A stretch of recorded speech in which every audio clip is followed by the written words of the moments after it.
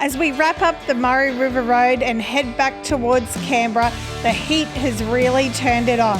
Now, we're not done yet. We've still got a couple of cheap camps to try, but camping off-grid in this kind of heat definitely tests the setup and us.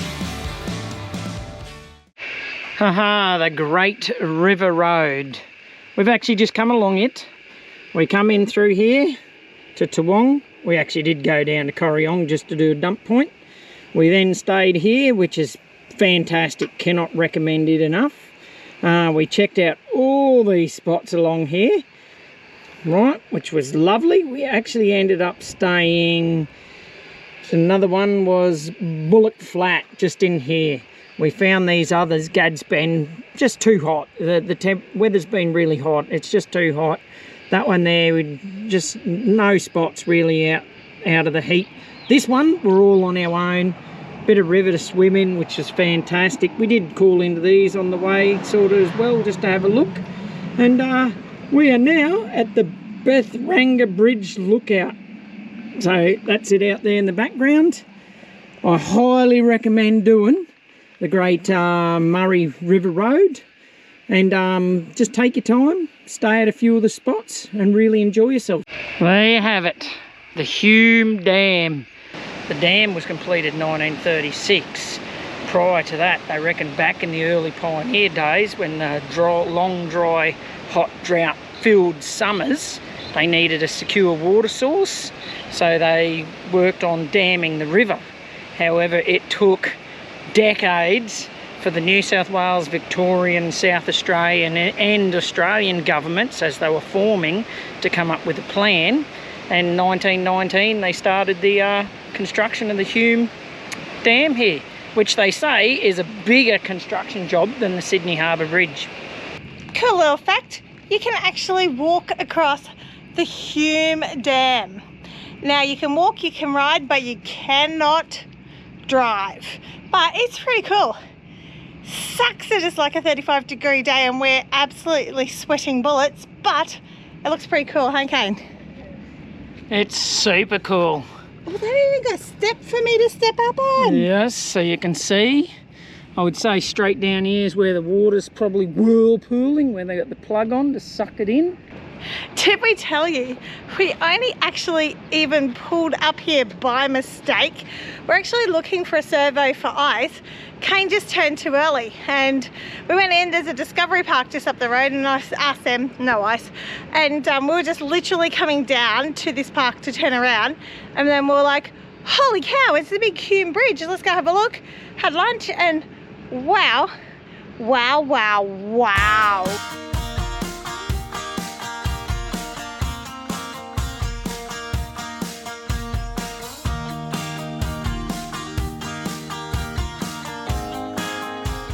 So at the end of the Murray River Road, we headed to Wodonga. We had a couple of travel friends that we met in Tasmania. Big shout out to Jeff and Jen. They are regular watchers of our YouTube and great friends of ours. Right. They live only 5 minutes away, and they said, you know, it's a good chance to get our caravan back out. We popped down to Ludlow's Reserve, right on the Hume Dam. And they spent the night camping with us here, even though they live really close. It was so nice to actually camp with them again. That's right. Now, Ludlow's Reserve apparently is only a 24-hour camp. I don't know if you can push it longer or not. Yeah, they do say rangers do come around just to monitor it, so it is a beautiful spot. It's a gorgeous spot. It's got not showers, it's got toilets, barbecues, picnic tables, heaps of shady areas to park up in, which is amazing at the moment. It is. If you want waterfront, you probably got to get here a bit earlier than later, but yeah, we were lucky because it's not super busy midweek. Yeah. Well, we've had a beautiful night at Ludlow's Reserve. This is gorgeous.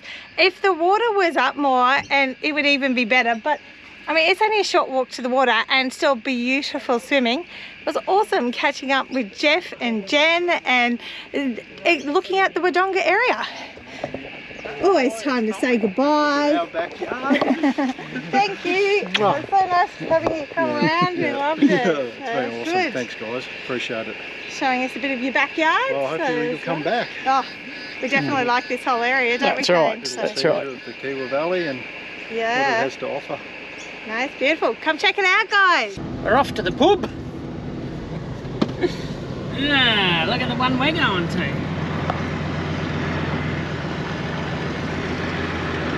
It doesn't say. Yeah, loving the old Ettamogah Pub. This is just outside Albury. It's even got the old plane. It's really fun standing out at the car park at the Ettamogah Pub because it's so nice and cool. No, no, she is roasty. I'm over it. Like, it's been over a week now of over 35-degree days. But we've been on the river and we've swum and it's been glorious. It's been beautiful, but as soon as you get out of the water, it takes 5 minutes and you're dry and hot again. Give me the coal, give me my diesel heater. No, I'm in Canberra, for goodness sake. I like the hot. Maybe not this much hot, but I wouldn't be standing out here in the car park in the stinky sun. I'd be swimming. You are standing out in the car park in the stinking sun, though. That's the point. HMAS Ottaway. This is the Holbrook big submarine. And that is bloody big. That's massive. There's a fair bit of submarine there. You can actually climb up this bad boy. Oh, see, let's go. Let's do this. Big fella's a long way from home. Not sure how he cruised on into Holbrook here. The ocean is quite a long way.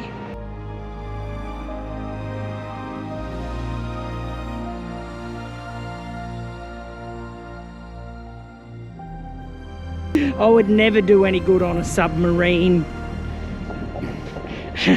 I kicked my knee getting out. I'm definitely not a sailor. That is one fairly long old sub. So she'd have a turning circle like my cruiser. The old impellers. Got a bit of size about them too. This is the stern. It contained 2 torpedo tubes and some hydraulics for the rudder.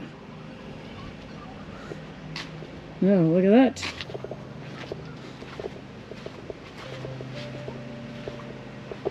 Push the little old tinny along a bit. It is definitely worth calling in a Holbrook. There is so much to check out. There is heaps of different museums. It's just too hot today. It's just the town of museums, and it is. I just don't feel like a museum. She's punching 38 degrees, I'd say, so. But the big submarine was amazing. That's right. The Tourist Information Centre obviously has like more stuff about the submarines and that in there. It looks pretty cool, but it's $8 per person, but I just want to cool off. We just want to go over the pub, sit in the air conditioning, I think we will. Relax. I think we're going to. Now, I always tell you that Wiki Camps is the bomb, and I've literally been searching along the track, seeing if there's anything to see along the way, and we're on the Hume Highway, so it's not a lot, but it pulled up. We found a little harbour bridge. We went off this. Hopefully we're at the right place, because it's sort of a bit of a property track in. It says it's a reserve. A stock reserve, and it's literally a grid and a gravel road in. It was only like just off the highway, but let's go see if we've actually found the little harbour bridge. That's right. Our main Murray River road's all done, so we're just cruising back to Canberra, and we're just finding a couple of little gems on the way back.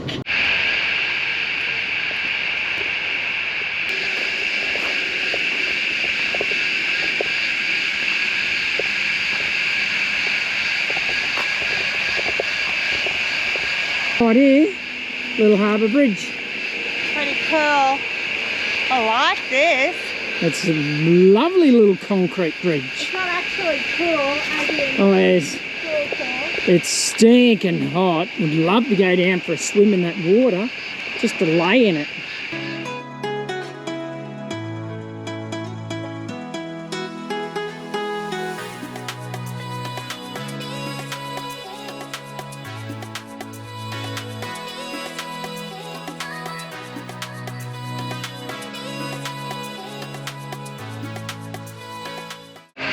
Now, thousands of people drive past this spot every day on the Hume Highway. How many of you can say you've checked out the little harbour bridge? We have, and we found it on Wiki Camps. So if you're on the Hume Highway, check out all the things on Wiki Camps to see, and it's literally just off the highway. So jump on there and find out all these cool little gems you can find. Okay, so we just got into Gundagai. We thought we'd just have a pull up here too. We're checking out the old Gundagai mill. Now, I'm not quite sure what this mill's for. Flour? I think so, yes. Yeah, flour mill. So old McIntyre built this mill. A bit of rotten floor. It's got here, built in 1848. Yep, the old flour mill's the oldest building in Gundagai. And the only building to survive the Great Flood of 1852. This great flood, I keep hearing about this great flood in wiki camps, and like there's big monuments and markers here. They reckon it's actually amazing to see how high this flood came. So, which is interesting, because isn't the river just behind this?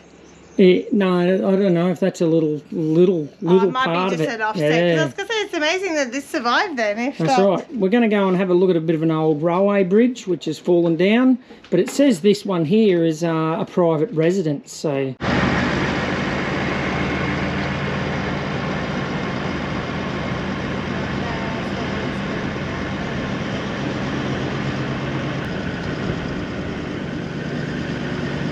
No, Kane, what is that thing over there? Well, we're going to go for a walk because I've got FOMO and I need to know.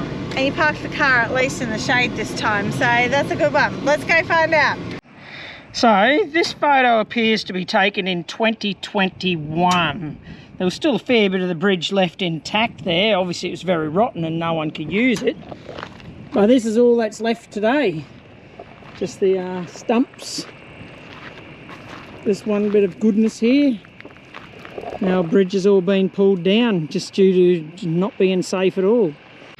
Well, here is the old township of Gundagai. There's nothing left. It was said in 1952 there was a big flood and just washed the whole town away. Right here in front of me is old school foundations. They said they built the school in 1850. In 1852, big flood come along. The school teachers, there were two of them, husband and wife, and they had 5 children and 2 boarders with them at the time, and they got marooned in this building.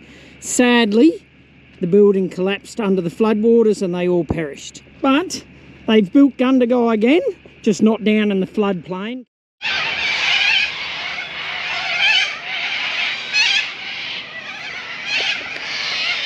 Now we're really struggling to say the place we're at. Jugiong Showgrounds, possibly. Rec grounds, so the big ovals and that sort of stuff. It's a donation camp. I think there might be toilets here. I haven't really taken any notice, to tell you the truth. There is a dump point though, so we will be using that on the way out tomorrow. But as all donation places, please leave a donation. There is a lot of people at this place and there's heaps of room. The more of us that leave donations, either the better facilities they put in or the more they allow us to do this. Like, donation camping is one of the cheapest camping that you can get other than free camping. So the more we can get people letting us do this, the better. It's about an hour and a half maybe from here to Canberra, which we're going to scoot to tomorrow morning to get some tyres put on the van. But yeah, it's a nice little camp. It would be nicer if the bloody temperature goes, and I know you're probably sick of it, but a week of sitting at 35 to 38 degree camping, and we have been off grid the entire time, so no aircon or anything, and we've done really well. But we're both just getting just to the end of our tether, and I tell you, I seriously cannot wait to be hooked up at power at my cousin's place, and I'm going to crank that aircon, cranking it, I tell you. You guys know we had a little bit of issue with our tyres scrubbing out and things like that, and the one on the other side actually really scrubbed out. So we thought, we get back to Canberra, we're going to get some new tyres, which we did. We went to Tyre Power yesterday, grabbed some new tyres. We like the good rides. The tyres are fine. There was something going on making them scrub out. So Kane said, look, why don't we just head to get a alignment? So we had to come to a truck place because they're the only ones that can do caravans. So we've come and went to get a wheel alignment to see what was going on. Looks like the suspension's gone. So, and they said it's kind of a known thing with these sort of caravans. We now have level suspension in there, which I think actually matches the car. I have to check that with Kane, but I think that matches the car. And $1,400 later. But it's something that had to be done. And if we want to keep on the road, you've got to keep on top of all this stuff so that it keeps working. So yeah, we'll check it out, hey? Give you to Kane because he's actually going to be able to tell you what happened, because, you know, I just get all the bits mixed up. We just paid money for the caravan to be fixed. That's all I know and all I need to know. We paid a lot of money for the caravan to be fixed. What did we get fixed? We needed a wheel alignment, but some followers of ours, well, they're actually members, which was awesome, did some research.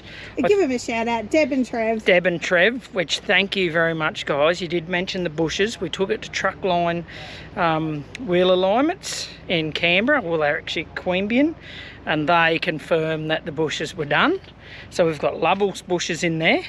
There is a photo, I think you've got a photo of it's just disintegrated. Hence why my tyres have all been scrubbing out really strangely. I think what happens when we put the brakes on, the wheels peel out a little bit and it causes them to rub on the insides. The bushes are garbage. In all the Chinese bushes, they said it's super common, and they do a whole lot of them. They said the Lovell's ones are way better. They don't get a lot of callbacks. So yeah, the bushes, so they've gone through and replaced all them, as well as the pins that tighten everything up. Done a wheel alignment, so hopefully we'll all be good. That said, the goddamn potholes in the road when you're hooking along, some of them on a single axle just knock it all out of whack anyway, but we'll just keep an eye on it. And hit me with the big stuff. How much did it cost? It cost 400. 400? Yeah, Yes. 400 went in awesome. It was a 1,000 in front of the $441. Okay, this is the time we really need to start looking at that money tree. All that money has started running out, and it is seriously starting to be, we're going to have to stop for periods of time now, because they're really, unless everyone's buying Kane's book, which is released in a month. You can all go and do that if you want. Otherwise, we're going to have to look at something, because the money is pretty much nearly run out right now. So the bushes sit up there, and over there, it's the new pins. I do need new straps still to stop it from going over extensions. I know about that, so I'll get those.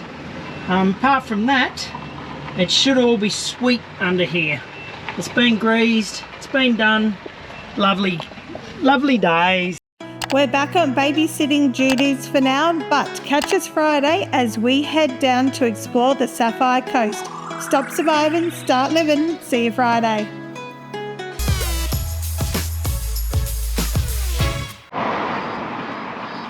Thank you for travelling the Great Ocean Road. It was our absolute pleasure, and we would love to do it again sometime.